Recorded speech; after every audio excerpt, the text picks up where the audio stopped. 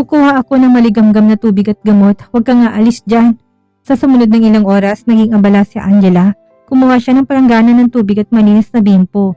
Dahan-dahan niyang pinunasan ng mainit na katawan ni Andre upang mapababa ang temperatura nito. Sa bawat dampi ng bimpo sa matitipunong balikat at dibdib ni Andre, damang-dama ni Angela ang paghihirap ng asawa. Water, umon ni Andre. Inalalayan ni Angela ang ulo nito at pinainom ng tubig.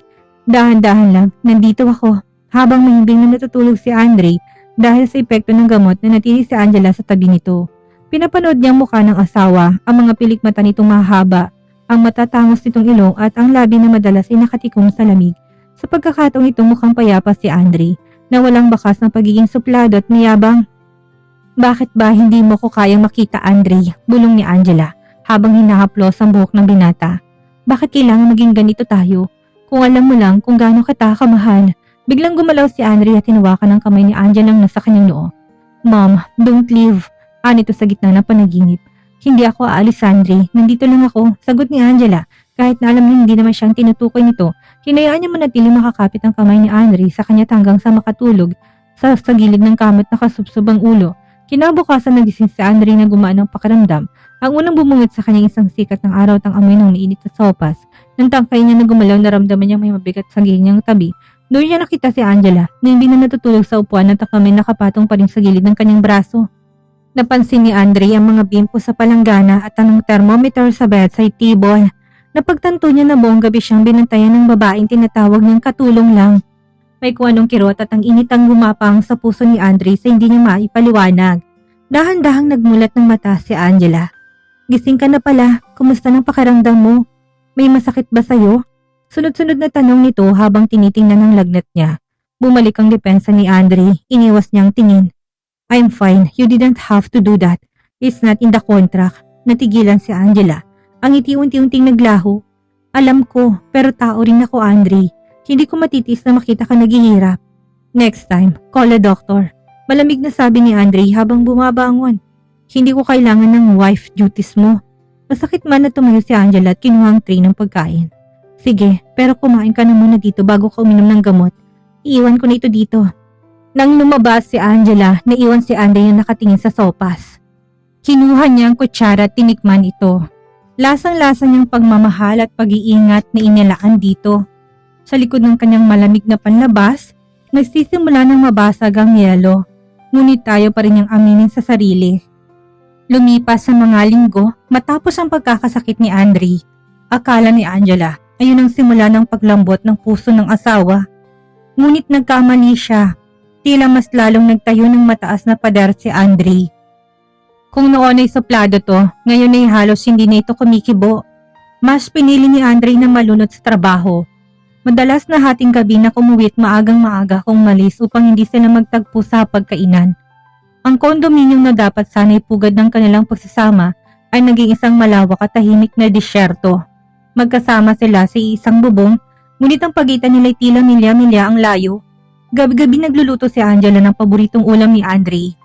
Pinagsisikapan niya na ayusin ang mesa, naglalagay ng sariwang bulaklak at naghihintay sa sofa hanggang sa dumaan ang mga oras. Ngunit madalas ang tanging naririnig niya ay ang tunog ng susi sa pinto bandang 12:00 ng madaling araw. Andre, nakahanda ng dinner mo. Iinitin ko lang, bungad ni Angela isang gabi nang makitang pumasok ang asawa. Hindi man lang siya tinignan ni Andre habang tinatanggal ang kanyang sapatos. Kumain na ako sa labas. Don't waste your time waiting, Angela. Sabi ko naman sa'yo hindi mo kailangan gawin ng mga to. Pero asawa mo ko, Andre. Kahit nasa papel lang, gusto kitang alagaan. May hinang sagot ni Angela. Pilit na nilalabanan ng panginginig ng kanyang boses. You are not my wife. You're a contractor, marihing pagtatama ni Andre.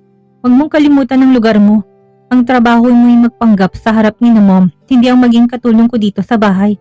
May mga delivery at laundry services naman. Bawat salita ni Andre ay parang pako na ibinabaon sa puso ni Angela. Ang pagmamalasak niya ay tinuturing nitong istorbo. Ang pag-ibig niya tinatawag nitong pag-aksaya ng oras. Isang gabi hindi makatulog si Angela. Lumabas siya ng kanyang kwarto upang uminom ng tubig. Nakita niya si Andre na nakaupo sa balkonahe.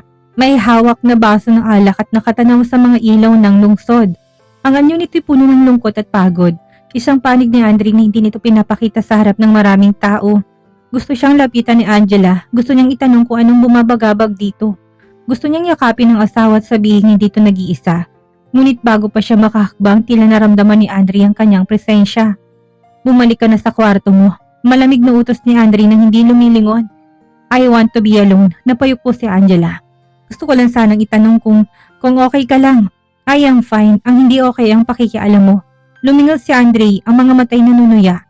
Bakit bang hilig mong isiksik ang sarili mo sa akin? Dahil ba sa 5 milyon? Don't worry, babayaran kita ng buo. Just stop acting like you care. Naniga si Angela. Ang lahat ng pagtitimpi niya tila sumabog. Akala mo ba pera lang ang dahilan kaya ako nandito? Andre, tao ako. May nararamdaman ako. Hindi ako makina na pwede mo utusan kung kailan lang dapat gumana. Then leave. Hamon ni Andre. Tumayo ito't lumapit sa kanya.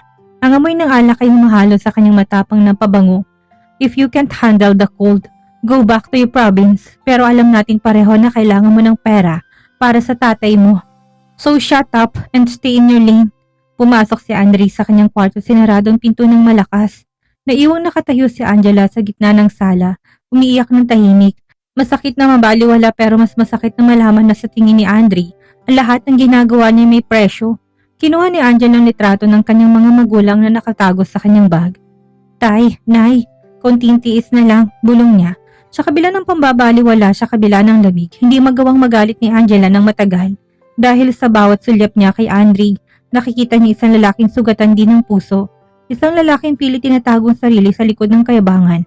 At yun ang dahilan kung bakit kahit nitaboy siya nito ng 100 beses na nantili pa rin siya. Ginanap ang isang prestiyosong grand charity gala sa isang 5-star hotel sa Makati. Itong taunang pagtitipon na pinakamayaman at pinakamakapangyarihang pamilya sa bansa. Bilang asawa ni Andre Valderrama, walang choice si Angela kundi ang dumalo. Suot niyang isang midnight blue serpentina gown na lalo nagpaangat sa kanyang moren at malasot lang balat. Simple ang kanyang ayos, ngunit ang kanyang gilas ay tila isang tunay na prinsesa. Sa kabilang banda, si Andre ay tila isang statwa ng yelo. Hawak niyang braso ni Angela habang naglalakad sa red carpet. Ngunit ang kanyang mga matay na natiling malamig at nakatoon lamang sa mga kamera. Habang abala si Andre sa pakipag-usap sa ilang business moguls, naiwan si Angela sa buffet area upang kumuha ng mainit na tsaa. Doon siya hinarang ni Monica na naisuot ang isang napakatingkad ng pulang gown at tila nagliliyab din ang mga mata sa galit. Oh, look who's here. Ang maid turned madam, malakas sa panuniya ni Monica na naging sanhi ng paglingon ng ilang matatandang socialite sa paligid. Monica, ayaw ko ng gulo, nandito tayo para sa charity. Mahinang sagot ni Angela, pilit na pinapanatili ang kanyang dignidad. Charity? How ironic. Ikaw ang dapat na tumatanggap ng charity, Angela. Tumawa ng mapait si Monica. Everyone knows you're just a fluke. Tell me, magkano binayad sa'yo ng mga Valderrama para magsuot ng gown na yan? Does the smell of fish and poverty still cling to your skin kahit na anong mahal ng pabango mo? Biglang kinuha ni Monica ang baso ng red wine mula sa isang waiter at dahan-dahang minusto sa puting tela ng table cover na malapit kay Angela. Ngunit ilang talsik ay tumama sa gown ng dalaga. Oops, my hand is asleep, just like how you sleep into Andre's life. Isang hamak na katulong na nangarap na maging reyna. Napayuko si Angela, ang mga bulungan sa paligid ay tila mga bubuyog na sumasaksak sa kanyang pandinig. Naramdaman niya ang panginginig ng luha. Hindi ako nandito para sa pera, Monica. Then what are you here for? To steal more from them? Sasapalin na sana ni Monica si Angela nang biglang matikas sa kamay ang pumigil sa kanyang braso. Finish that sentence, Monica, and I will make sure your family's company is erased from the stock market by tomorrow morning. Malamig at puno ng otoridad ang boses ni Andre. Nagulat ang lahat, hindi binitawan ni Andre ang braso ni Monica hanggat hindi ito napapatras sa takot. Agad na hinila ni Andre si Angela, palapit sa kanya't protektadong inakbayan to. Andre, I was just, nautal na sabi ni Monica. You were just insulting my wife in front of everyone. Puto ni Andre, tumingin siya sa mga panauhin na kanina ay nakikinig sa panlalait ni Monica. I want everyone to be clear about one thing. Angela is not just a Valderrama by name. She is the woman I chose. She is the heart of my life. Lumingon si Andre kay Angela sa harap ng lahat, dahan-dahan niya. Pinahid ang isang luhang pumatak sa pisngi ng asawa. I'm sorry. I left you for a moment, love. Let's go. Bago sila tuluyang umalis sa bulwagan, huminto si Andre sa gitna. Hinawakan niyang mukha ni Angela sa isang hindi inaasahang pagkakataon, dinampi niya ang kanyang mga labi sa labi ni Angela. Isang matamis, matagal at mapusok na halik na saksi ang lahat. Namutla si Monica sa sobrang hiyang naramdaman. Ang balak niyang pagpapahiya kay Angela ay naging daan pa para ipakita ni Andre ang pagmamahal nito sa asawa. Nang makasakay na sila sa sakyan, agad na bintawan ni Andre ang kamay ni Angela. Ang knight in shining armor ay muli naging malamig na yelo. "Don't get the wrong idea," sabi ni Andre habang tumitingin sa labas ng bintana. "I did that to protect the Valderrama's name. Monica was making a scene and I won't let anyone think our marriage is a joke. Punasan mo yung gown mo, it's a mess." Nanigas ang puso ni Angela. Ang init ng halik ni Andre kanina ay tila bang mabilis na nagyelo. Akala niya totoo na, pero isa na naman palang mahusay na pagganap para sa mga tao. Nagpahigpit ang hawak ni Angela sa kanyang panyo, pilit na tinatagong sakit na mas matindi pa sa panlalait ni Monica. Tahimik ang buong biyahe pabalik sa condominium. Ang bawat paghinga ni Angela tila mabigat, habang si Andre naman ay nakatanaw sa labas ng bintana, ang pangay na nanatiling mahigpit ang kagat. Ang init ng halik ni Andre sa gala ay tila nanunood pa rin sa mga labi ni Angela, ngunit ang lamig ng pakikitungo nito ngayon ang siyang mas ramdam niya. Pagpasok sa unit, hindi na nakatiis si Angela. Habang tinatanggal ni Andre ang kanyang tuxedo jacket, hinarap niya ito. "Bakit mo ginawa yun, Andre?" mahinang tanong ni Angela. Ang kanyang boses ay nanginginig sa halo-halong emosyon. "Ang alin? Ang iligtas kay Monica o ang halikan ka sa harap nila?" Walang emosyon sagot ni Andre habang nagsasali ng alak sa baso. "Sinabi ko na sa'yo, it was for the image.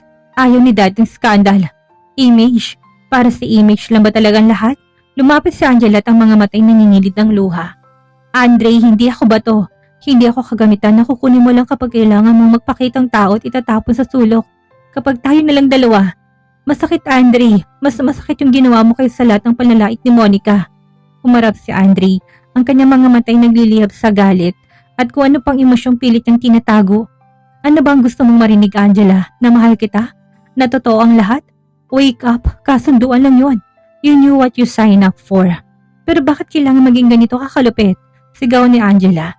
"I gave up my life for this. I care for you. Kahit na gabi-gabi mo akong baliwalain, nandito pa rin ako. Dahil mahal kita, Andre. Mahal kita kahit napakasama ng ugali mo."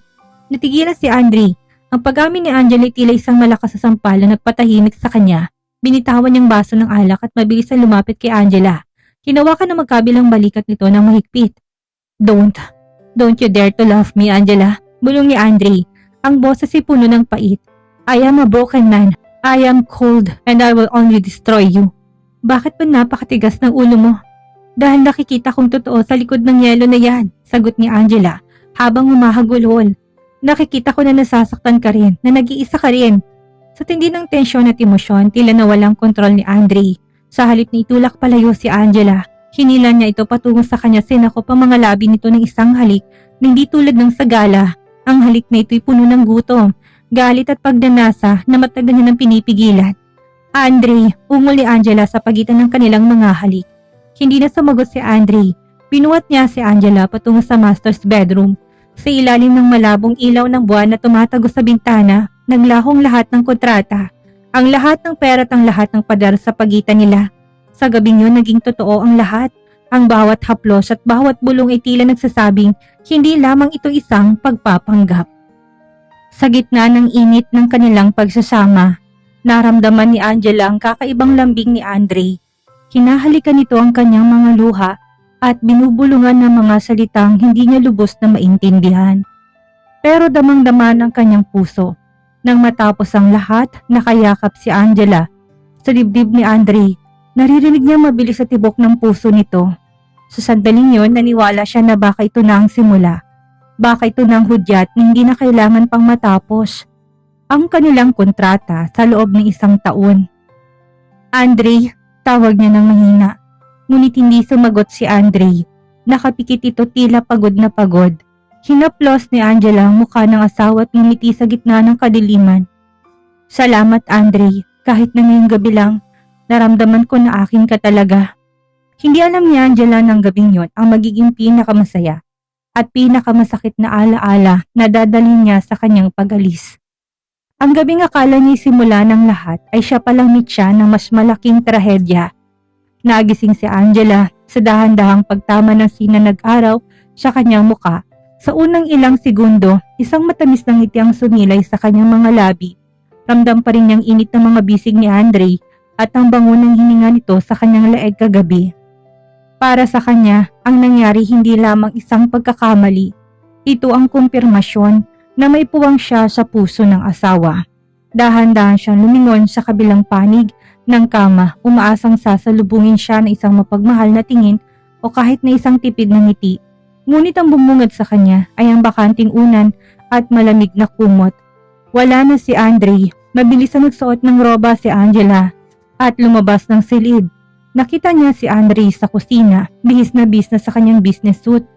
Seryosong nagbabasa ng mga dokumento habang umiinom ng kape, tila walang nangyaring milagro kagabi. Ang aura nito'y bumalik sa pagiging semento, matigas at hindi madaanan. Andre, gising ka na pala, mahinang bati ni Angela. Baka sangkabat pag-asa sa kanyang boses. Hindi man lang nagangat ang tingin si Andre. I have an early meeting. Huwag mo na akong igawa ng almusal. Lumapit si Angela, tinangkang hawakan ang balikat nito. Tungkol sa kagabi. Andre, salamat. I felt. Biglang tumayo si Andre at iniwas ang kanyang balikat, dahilan upang mapahiya si Angela. Tinitigan siya nito ng malamig, ang mga mata ay puno ng pagsisisi at tila pandidiri sa sarili. Tungkol sa kagabi, Angela, it was a lapse of judgment. Mariing sabi ni Andre. Masyado tayong nadala ng emosyon dahil sa nangyari sa gala. I was stressed and you were there. That's it. Don't put any meaning into it. Parang binuhusan na nagyayalong tubig si Angela. Lapse of judgment? Andre, hindi lang yan basta nadala. Naramdaman kong lambing mo. Ang pag-aalaga mo. You felt what you wanted to feel. Singhal ni Andre, nilapag niyang tasa ng kape ng malakas sa counter. Huwag mong isipin na dahil may nangyari sa atin ay magbabago ang kontrata natin. We are still on schedule. 5 buwan na lang at matatapos ng 1 taon. After that, you go back to your life. And I go back to mine. Bakit bang hirap mong mahalin? Naiyak na tanong ni Angela. Bakit kailangan bawiin mo kagad ang kaunting init na ibinigay mo? Dahil hindi kita mahal, Angela. Pasigaw na sagot ni Andre. Tila natauhan siya sa kanyang sinabi nang makitang pagbagsak ng mga luha sa pisngi ni Angela. Pero pinanindigan niya ang kanyang pagiging manhid. I am paying you to be a wife on paper, not a lover in bed. Kung hindi mo kayang tanggapin yun, then stay in your room. I don't want to see you for the rest of the day. Kinuha ni Andre ang kanyang briefcase at mabilis na lumabas ng condominium. Sinaradong pinto na may kalakasan na yumalik sa buong unit. Naiwan si Angela na napaupo sa sahig. Humahagulhol. Mas masakit palang maramdaman ng langit at pagkatapos ay itapon ka pabalik sa lupa nang walang babala. Sa bawat sulok ng kondo, naririnig pa rin ni Angela ang mga bulong ni Andre kagabi. Pero ang mga salitang, hindi kita mahal, ang siyang mas paulit-ulit na umaalingaw-ngaw sa kanyang isipan. Pilit niyang pinatatag ang kanyang loob. Kinuha niyang kanyang phone at tinawagan ang kanyang ina sa probinsya para lamang makarinig ng boses na nagmamahal sa kanya.